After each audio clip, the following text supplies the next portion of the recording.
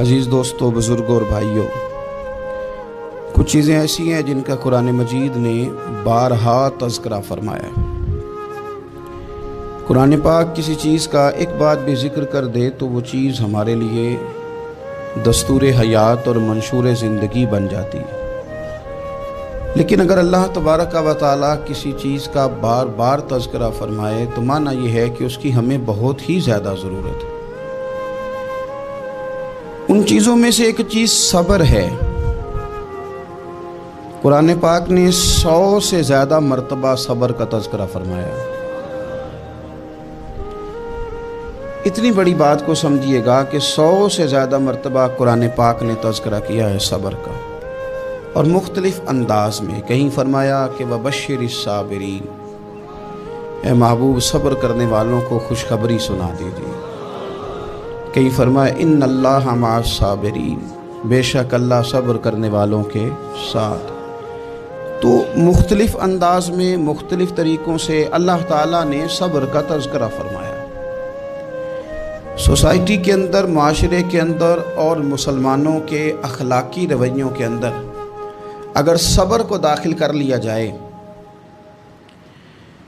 تو ہم محسوس کریں گے کہ ہماری زندگی نہ صرف یہ کہ آسان ہو گئی ہے بلکہ محبتوں والی ہو گئی ہے، چاہتوں والی ہو گئی ہے۔ ہمارے رشتے ایک دوسرے سے ٹوٹ نہیں رہے بلکہ بننا شروع ہو گئے۔ تھوڑا سا صبر بہت ساری چیزوں کو ٹوٹنے سے بچا لیتا ہے۔ قرآن مجید کی جو آیت کریمہ میں نے تلاوت کی، یہ سورہ آل عمران کی آخری آیت ہے۔ اللہ تعالیٰ نے فرمایا یا ایھا الذین آمنوا اصبروا وصابروا، اے ایمان والو صبر کرو، صابر بنو۔ اے ایمان والو صبر کرو اور صابر بنو۔ کیا مطلب؟ پہلے صبر کا مطلب یہ ہے کہ اگر تمہیں کوئی ذاتی تکلیف پہنچے تو اس پر صبر کرو۔ وصابروا، اس کا معنی یہ ہے کہ اگر دشمن کے مقابلے میں کسی اور کی طرف سے کوئی تکلیف آئے تو اس پر بھی صبر کرو۔ پھر فرمایا ورابطوا، اور ہمیشہ کمر بستہ رہو، اسلامی سرحدوں کے پہرے دار رہو۔ واتقوا اللہ، اللہ سے ڈرتے رہو۔ لعلکم تفلحون، اس امید پر کہ اللہ تمہیں کامیابی عطا فرما دے، تم فلاح پا جاؤ۔ یا ایھا الذین آمنوا اصبروا وصابروا، اے ایمان والو صبر کرو اور صابر بنو۔ صبر کرو، صابر رہو، یعنی جو ذاتی تکلیف آئے اس پر بھی صبر کرو۔ اور مصابرہ کا معنی سامنے سے آنے والی تکلیف۔ اگر بیماری آ گئی، کوئی پریشانی آ گئی، کہیں کوئی اپنا دنیا سے چلا گیا تو یہ ذاتی تکلیف ہے، اس پر بھی صبر کرنا۔ اور اگر اپنوں نے، بیگانوں نے کوئی تکلیف پہنچا دی، کوئی اذیت دے دی، وہ اذیت کئی صورتوں میں ہو سکتی ہے۔ تانا بھی ایک اذیت ہے، طنز بھی ایک اذیت ہے، کسی شخص کے بارے میں غلط کلمہ کہنا بھی ایک اذیت ہے، اور مقابلے میں کھڑے ہو جانا، لڑائی کرنا، یہ بھی ایک اذیت ہے۔ اس پر بھی صبر کرو۔ ورابطوا، اور اس طرح کرو کہ کمر بستہ رہو، جد و جہد کرتے رہو۔ واتقوا اللہ، اللہ سے ڈرو۔ لعلکم تفلحون، تاکہ تم کامیاب ہو جاؤ۔ صبر جب آپ کرتے ہیں نا اور صبر کا ارادہ کرتے ہیں تو اللہ تعالیٰ صبر کی توفیق بھی عطا فرماتا ہے۔ ہم نے یہ دیکھا ہے کہ ہمارے پاس نعمتوں کی کمی نہیں، ہمارے فریزر خوراک سے بھرے ہوئے، ہمارے دسترخوانوں پہ انواع و اقسام کی چیزیں چنی ہوئی ہیں، ہماری الماریوں میں کئی ہمارے لباس تیار شدہ لٹکے ہوئے، ہماری جیبوں میں ہماری ضرورت کا سرمایہ اللہ نے ہمیں دے دیا۔ لیکن اس کے باوجود جو لوگ ایک دوسرے سے پیار نہیں کر پا رہے، جو ایک دوسرے کے قریب نہیں جا پا رہے، اس کی وجہ یہ ہے کہ صبر نہیں رہا، حوصلہ نہیں رہا، کسی چیز کو برداشت کرنا ہمارے مزاج کا حصہ ہی نہیں رہا۔ اور پھر چونکہ امت مسلمہ نے انقلاب برپا کرنا تھا، دنیا کو پیغام حق دینا تھا، اگر ان کے اندر حوصلہ ہی نہیں ہوگا، اگر انہیں صبر ہی نہیں کرنا آئے گا، استقامت ہی نہیں ہوگی، کہیں رکنا ہی نہیں آئے گا، تو یہ میدانوں کو سر کیسے کریں گے؟ کامیابیاں کیسے ان کا مقدر بنیں گی؟ رمضان المبارک میں بھی ماحول یہ ہو کہ افطاری سے 1 گھنٹہ پہلے نظر پوری ٹک جائے گھڑی پہ، اور تھوڑا سا بھی صبر مشکل ہو. اور رمضان المبارک میں سحری کے وقت میں اگر دہی والی دکان پہ بھی جھگڑا ہی ہو رہا ہو اور شام کو سامان خریدنے میں بھی اگر بحث ہی ہو رہی ہو، تکرار ہو، جھگڑا ہو، تو پھر سیکھا کیا؟ پھر وہ جو ہمیں تربیت دی جا رہی تھی کہ ہم نے صبر کرنا ہے، تو پھر ہم نے اس میں حاصل کیا کیا؟ حدیث پاک سنیں گے، آپ کی طبیعت بڑی ٹھنڈی ہوگی. میرے نبی پاک صلی اللہ تعالیٰ علیہ وسلم نے ارشاد فرماتے ہیں کہ جو بندہ سوال سے بچنا چاہے گا، ارادہ کرے گا اللہ میں نے کسی سے نہیں مانگنا، فرمایا جو سوال سے بچنا چاہے گا رب اسے سوال سے بچا لے گا. اور جو لوگوں سے بے نیاز ہونا چاہے گا، کہے گا یا اللہ مجھے دنیا داروں کا محتاج نہ بنا، اپنی بارگاہ سے عطا فرما. جو لوگوں سے بے نیاز ہونا چاہے گا اللہ لوگوں سے بے نیاز کر دے گا. اور فرمایا جو صبر کا ارادہ کرے گا اللہ اسے صبر کی توفیق بھی عطا فرما دے گا. ارادہ تو کرے، پروگرام تو بنائے، توفیق تو اللہ دے گا. جو صبر کا ارادہ کرے گا اللہ صبر کی توفیق بھی عطا کر دے گا. اور حضور صلی اللہ تعالیٰ علیہ وسلم فرمانے لگے، یاد رکھو کسی بندے کو جو بہترین تحفہ دیا گیا ہے نا، اگر کسی کو کوئی بہترین عطیہ ملا ہے تو پھر اللہ تعالیٰ نے اسے صبر عطا فرمایا ہے. یہ بہترین تحفہ ہے، اس سے زندگی سنور جاتی ہے، اس سے انسان باوقار اور مطمئن ہو جاتا ہے، اس سے اس کے شب و روز آسانی سے بیتتے، وہ دنیا کی پک ڈنڈیوں سے آسانی سے گزر کے اللہ کی بارگاہ عالی مرتبت میں سرخرو ہو کر حاضر ہو جاتا ہے. لیکن اگر بے حوصلہ ہو، صبر نہ ہو، پھر نقصان روز بروز بڑھتا ہے. اور پھر میرے رسول پاک صلی اللہ تعالیٰ علیہ وسلم ارشاد فرماتے ہیں کہ اصل بات یہ ہے کہ اللہ تعالیٰ نہ کسی بندے کا درجہ بلند کرنے کا ارادہ فرماتا ہے، لیکن اس کے اعمال اس طرح کے نہیں ہوتے کہ اس کا درجہ بلند کیا جائے. اب رب کیا کرتا ہے، اللہ تعالیٰ اس کو مال کی، جان کی، اولاد کی کسی مشکل میں ڈال دیتا ہے. اس مصیبت پر وہ بندہ صبر کرتا ہے تو اللہ تعالیٰ اس کا درجہ بلند فرما دیتا ہے. اعمال اس قابل نہیں تھے کہ درجات بلند ہوں، وہ اعمال کی بنیاد پر نہیں کر سکتا تھا تو اللہ نے کسی مشکل میں ڈال کے نہ اپنے فضل سے درجہ بلند کر دیا. اب جو راہ طریقت کا مسافر تھا، جو سلوک کی منازل طے کر رہا تھا، جو اللہ رسول کے قریب جانے چاہ رہا تھا، اس کے لیے کتنی آسانی ہو گئی کہ مجاہدہ تو زیادہ نہ کر سکا، کثرت سے نفلی صوم و صلات کا بندوبست تو نہ کر سکا، تھوڑا سا صبر کیا، رب نے اپنا اور اپنے محبوب کا قرب عطا فرما دیا. تو یہ تو آپ صبر کرنے کے لیے جب نکلے ہیں تو آپ نے تو رب رسول کو پا لیا. یہ صبر تو وہ والا سفر ہے جس کی جو منزل ہے وہ اللہ رسول کا قرب ہے.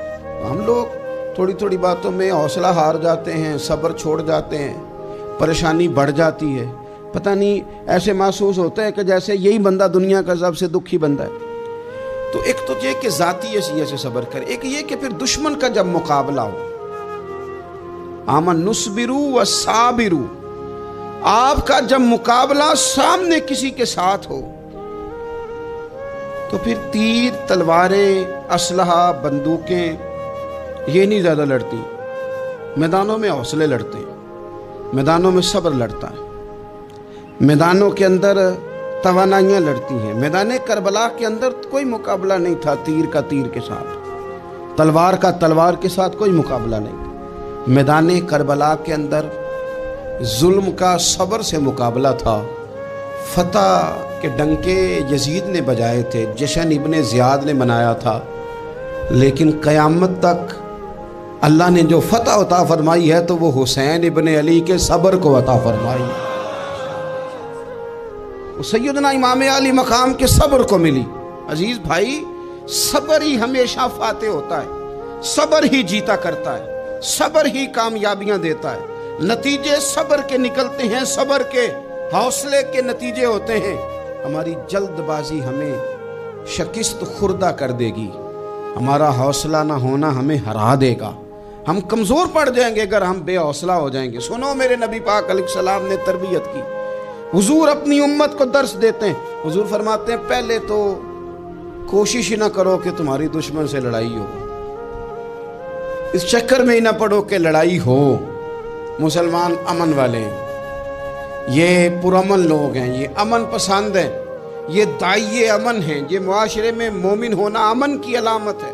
فرمایا پہلے تو یہ پروگرام ہی نہ بناؤ کہ تمہاری لڑائی ہو، اور فرمایا پھر اگر ہو جائے نا تو پھر صبر کے ساتھ مقابلہ کرو، پھر ڈٹ کے مقابلہ کرو، اور پھر یاد رکھو کہ یہ جو جنت ہے یہ تلواروں کے سائے میں ہے، جنت تلواروں کے سائے میں تمہیں ملے گی۔ پھر ڈٹنا سیکھو۔ پہلے تو بات یہ کہ تم یہ ارادہ ہی نہ کرو لڑائی، اور اگر کبھی ہو جائے وہ لوگوں کو بتاؤ کہ ہیں ہم پرامن لوگ، پر دین کے لیے کھڑا ہونا ہو تو پھر ہم سے زیادہ کسی کو کھڑا بھی نہیں ہونا آتا، پھر ہم سے زیادہ کسی کے پاس طاقت بھی نہیں۔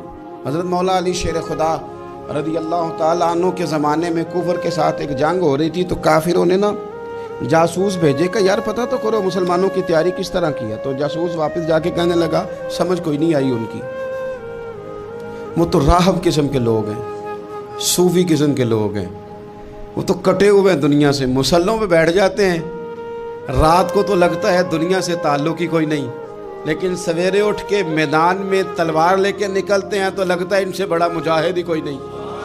یہ عجیب لوگ ہیں کہ رات کو مسلح پہ بیٹھے ہیں تو لگتا ہے کٹ گئے دنیا، یہ صوفی لوگ ہیں، درویش ہیں۔ یہی مسلمان کی شان ہے، ہو ہلکا یاراں تو برے شم کی طرح نرم، رزم حق و باطل ہو تو فولاد ہے مومن، ادھر آ ستمگر ہنر آزمائے تو تیر آزما، ہم جگر آزمائے، ہم تجھے اپنا حوصلہ بتاتے ہیں کتنا، دیکھ ہمارے حوصلے سے ٹکرا کے دیکھ یہ کتنا طاقتور اور مضبوط ہے۔ تو عزیز بھائی، اگر زندگی میں آپ کو صبر کرنا آ گیا، میں بڑے دنوں سے یہ عنوانات بیان کر رہا ہوں، اور آج تو خصوصی طور پر رمضان شریف کے اس جمعے میں میں اپیل کرنا چاہتا ہوں آپ سے کہ کمزور باتیں کرنی چھوڑ دیں، مایوسی کے جملے اپنی زندگی سے نکال دیں۔ ہم مسلمان ہیں، آپ بیمار ہو گئے ہیں تو یہ بھی خدا کا فضل ہے، گناہ معاف ہوں گے۔ اگر اللہ تعالیٰ نے فقیر بنا دیا، غریبی آ گئی ہے تو یہ بھی فضل ہے، امیروں سے پہلے جنت میں جائیں گے۔ اگر اللہ تبارک و تعالیٰ نے کسی جگہ آپ کو مکان نہیں دیا اور دوسرے کو دے دیا ہے تو آپ وہ لوگ ہیں جو عظیم سنت ادا کر رہے ہیں سیدنا بلال حبشی کی۔ اگر کسی جگہ کوئی کمزوری آ گئی ہے، کوئی پیچھے رہ گئے ہیں تو یہ خدا کا فضل ہے۔ اللہ تعالیٰ نے چاہا ہمارے لیے جو فیصلہ تو ہم اس پہ راضی ہیں، لیکن اپنی زندگی میں اور شکوے اتنے بڑھا لیے، ہم نے اتنے بڑھا لیے کہ لوگوں سے شکوے کرتے کرتے رب رسول سے بھی شروع کر دیے۔ غلام بھی کبھی شکوہ کرتا ہے، آقا کا بھی شکوہ ہوتا ہے، بندہ بھی کبھی شکوہ کرتا ہے، رب کا بھی شکوہ ہوتا ہے، یہ بھی کبھی ہوتا ہے۔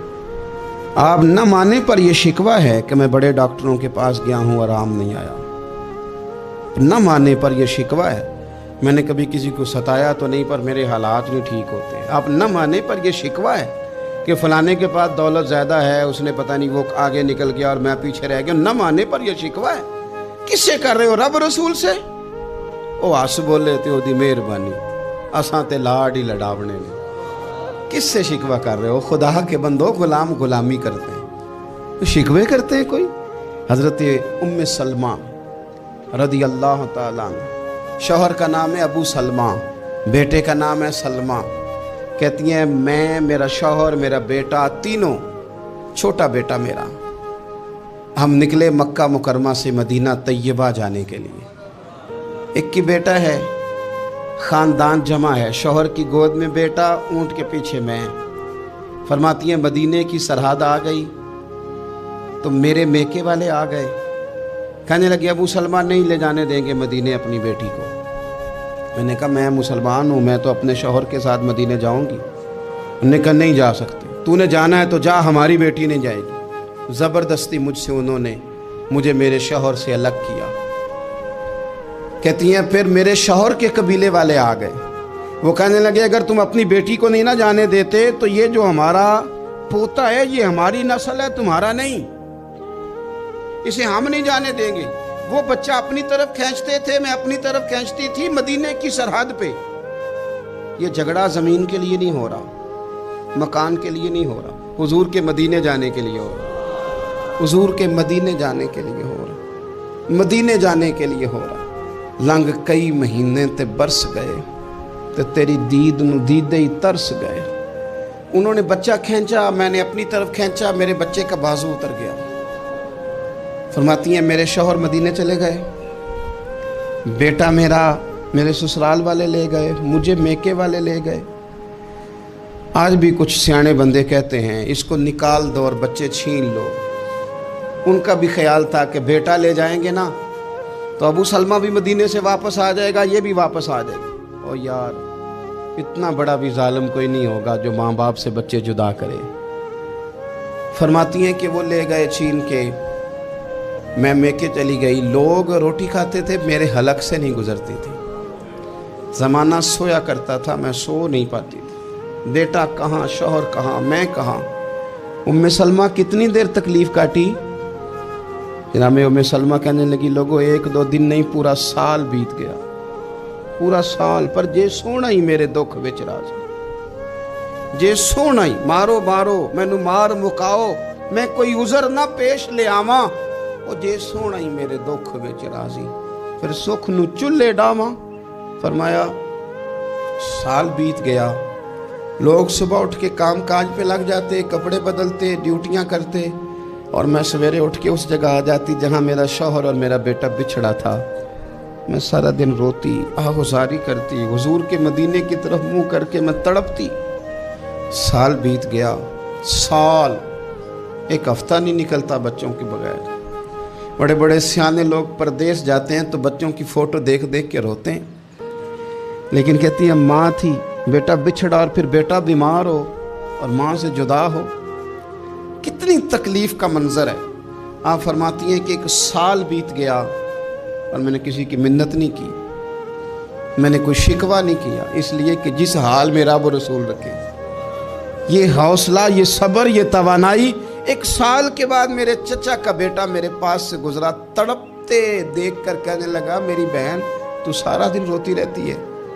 तो मैंने कहा भाई तुम्हें क्या बताऊं, इसका शौहर चला जाए, बेटा जुदा हो जाए, वो क्या करेगी। फरमाते उसने जाके मेरे बाप से, अपने वाली से, मेरे ख़ानदान वालों से कहा इसकी सज़ा कब ख़त्म होगी। इस गरीबनी का कसूर ये है कि ये मदीने वाले का कलमा पढ़ती है, इसकी गलती ये है कि ये मुसलमान हो गई है, दीन हक कबूल कर लिया, क्यों नहीं तुम ख्याल करते। कहते उनके दिल नरम हुए, वो रजामंद हुए मुझे मदीने जाने।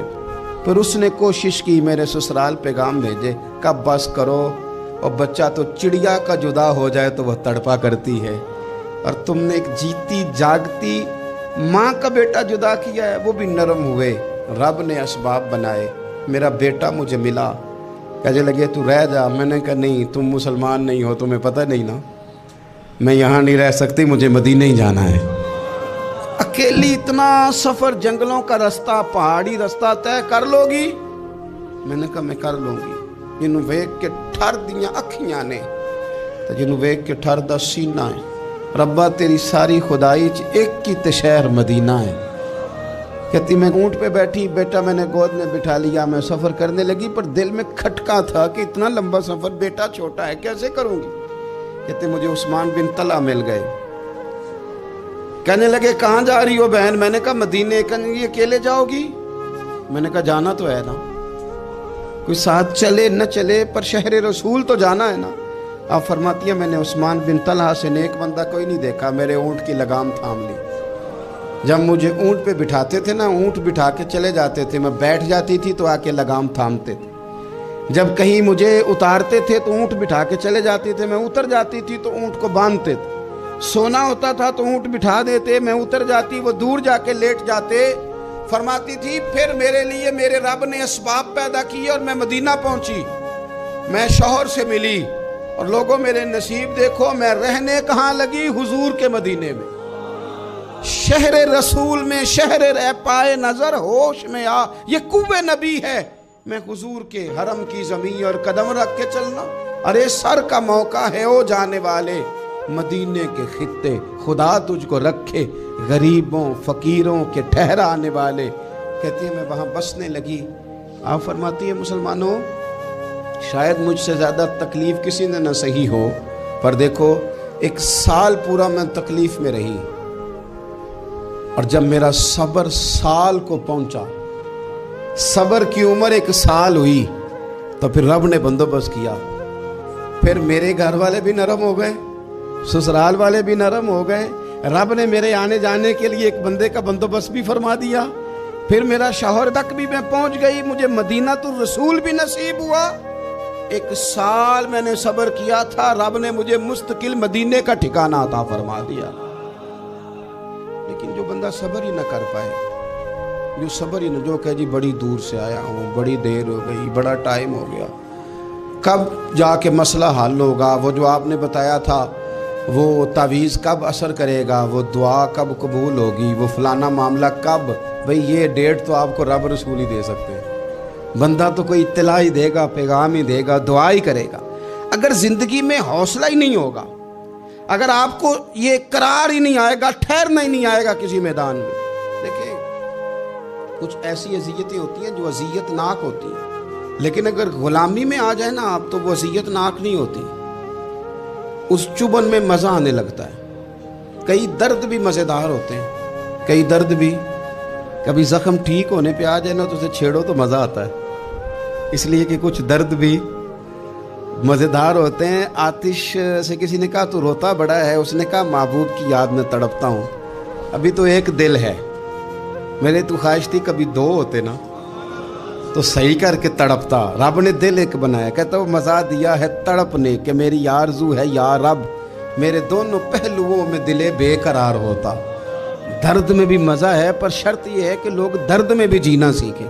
ہم نہ آرام میں جینا چاہتے ہیں, پنکھے کے نیچے جینا چاہتے ہیں. کاش کہ ہمیں صحرا میں بھی نیند کا مزہ لینے کا طریقہ آئے, پھر زندگی کے سارے راستے آسان ہیں, پھر ایک راہ بھی مشکل نہیں. لیکن چونکہ حوصلہ نہیں, صبر نہیں, وہ والا قرار نہیں جو ایک مسلمان سے رب رسول کا مطالبہ ہے. حدیبیہ کے موقع پہ نا نبی پاک صلی اللہ علیہ وسلم نے جو شرطیں کافروں کے ساتھ طے کی تھی نا, حضور نے نور بصیرت سے کی تھی نا, تو انہی شرطوں نے پھر فتح کے باب کھول دیے. ان فتحنا لک فتحا مبینا. ایک شرط یہ تھی کہ اگر کوئی مسلمان مدینے سے مکے آئے گا تو مکے والے واپس نہیں کریں گے, رکھ لیں گے. پھر غور کریں, کوئی مسلمان اگر مدینے سے مکے آئے گا تو مکے والے واپس نہیں کریں گے, اور اگر کوئی بندہ مسلمان اپنے آقا کی مرضی کے بغیر مسلمان ہو جائے اور وہاں سے وہ مدینے آئے گا تو حضور پناہ نہیں دیں گے. تو میرے بھائی, محبوب کی طرف سے آنے والا نہ صرف سوکھ ہی نہیں قبول کرنا چاہیے, دکھ بھی قبول کرنا چاہیے, دکھ بھی قبول کرنا چاہیے. ہمارا یہ مسئلہ ہے کہ ہم نہ میٹھی میٹھی کے قائل ہیں, کڑوی کڑوی کے قائل نہیں. اگر وہ کبھی دکھ دے نا تو محبوب کا دکھ بھی سکھ سمجھ کے قبول کرو. ہاں اس کی طرف سے کانٹا ہے کبھی تو اسے پھول سمجھ کے قبول کرو, وہ چبھے گا نہیں, انشاءاللہ مزہ ہی دے گا, وہ قبول تو کرو نا. تو اب حضرت ابو بصیر رضی اللہ تعالیٰ عنہ ایک صحابی تھے, ایک تو حضرت ابو جندل رضی اللہ تعالیٰ عنہ تھے نا, تو وہ تو حدیبیہ میں آ گئے. حضور مجھے لے جائیں, تو نبی پاک نے فرمایا میں نے وعدہ کر لیا ہے, ان کو بھی حضور نے واپس بھیج دیا.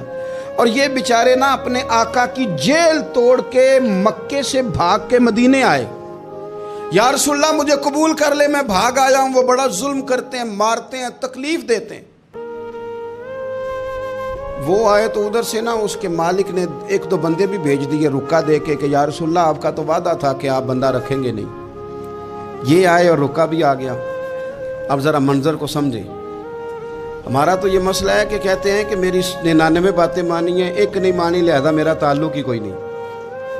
لیکن یہاں کیا کیفیت ہے, بندہ رو رہا ہے, تڑپ رہا ہے, حضور میں مار سے بچتا ہوا آیا ہوں, جیل توڑ کے آیا ہوں, مجھے قبول کر لیں. ادھر رکا آ گیا کہ آپ کا وعدہ تھا رکھیں گے نہیں. اب یہ کتنا مشکل مسئلہ ہے, لیکن رسول پاک علیہ السلام نے فرمایا ابو بصیر میں نے وعدہ کیا یار تجھے واپس جانا پڑے گا.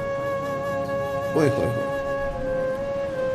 لوگ تو کہتے ہیں نا کہ وہ پیر صاحب نے کہا تھا تو میرا کام نہیں ہوا, لہذا میری بیعت ہی گئی, چھٹی ہو گئی. ماحول ہی بڑا عجیب ہے. حضور نے فرمایا واپس جا, لیکن جے کر یار دے نام دا ملے مینا, پھر انہوں چولی پا لئیے مینے نو پنجے سٹیے نا. جے کر یار دے نام دا, سامنے والے نے تانا سمجھ کے دیا تھا, پر یار کے نام کا تھا نا. اس نے کہا لا صحیح, سونے کے نام کا ہے نا. تانا ہوا تو کیا ہوا. جے کر یار دے نام دا ملے مینا, انہوں چولی پا لئیے پنجے سٹیے نا. تے جے کر یار دے نام دی ملے سولی، پھر جھوٹا جھوٹ لئیے تے پیچھا ہٹیے نہ، جھوٹا جھوٹ لئیے۔ اب لکھنے والے کا بھی اپنا انداز ہے نا، کہتے ہیں یہ بھی میرے لیے جھولا ہی ہے، یہ بھی آرام کی جگہ ہی ہے، جھوٹا جھوٹ لئیے تے پیچھا ہٹیے نہ۔ حضرت ابو بصیر رضی اللہ تعالیٰ عنہ سے حضور نے فرمایا واپس جانا ہے، کہ سونے ٹھیک ہے، کوئی شکوہ نہیں، کوئی گلہ نہیں، یہ بھی میرے محبوب کا حکم ہی ہے۔ اور کیا بات ہے، میرے نبی وعدوں کے پکے ہیں، کیا بات ہے، حضور نے جو کہا کر کے دکھایا۔ کہتے ہیں میں واپس جا رہا تھا، ایک دو بندے ساتھ تھے، جب مدینے کی حد گزر گئی نا، حضور نے تو کہا تھا نا مدینے میں پناہ نہیں دینی، تو میں نے اس سے کہا یار تلوار بڑی سونی ہے، ذرا دکھانا۔ اس نے دکھائی تو ایک کی میں نے گردن کاٹ دی، دوسرا ویسے ہی بھاگ گیا، اور بھاگ کے حضور کے پاس آیا، جی اس نے تو مار دیا ہے۔ تو سرکار فرمانے لگے میں نے تو وعدہ پورا کیا تھا نا، تم سے نہیں سنبھالا گیا تو معاملہ تمہارا ہے۔ اب حضرت ابو بصیر رضی اللہ تعالیٰ نے واپس آئے، عرض کی حضور اب میرے لیے کیا حکم ہے؟ حضور نے فرمایا میاں حکم وہی ہے، مدینے میں ہم نہیں رکھ سکتے، تم مدینے میں صحابہ تھے نا، حضور کی باتوں سے خوشبو لیتے تھے، مدینے میں نہیں رکھ سکتے۔ حضرت ابو بصیر کہتے ہیں میں مدینے کی سرحد سے نکل گیا، اس جگہ چلا گیا جو نہ مکے کی ریاست میں تھا نہ مدینے کی، ایک مقام ایس تھا جہاں میٹھے پانی کے کنویں تھے، وہاں رہنے لگا۔ حضرت ابو جندل کو پتہ چلا کہ ایک نیا ٹھکانہ بن گیا، وہ بھی جیل توڑ کے آ گئے، 70 بندے آ گئے، وہاں سے قافلے گزرتے تھے کافروں کے، یہ بھی مسلمانوں کو تنگ کرتے تھے، اگر مکے سے کوئی قافلہ گزرتا تھا تو ہم نے بھی ان کو پکڑا، کافر کا مال مال غنیمت اسباب بن گیا۔ اور وہ جب قافلہ لے کے آتے تھے تو ڈرے ہوتے تھے، اور ان کو تو ستایا تھا نا، کہتے ہیں ہمیں ستایا بڑا تھا، ہم تو انقلابی بن گئے۔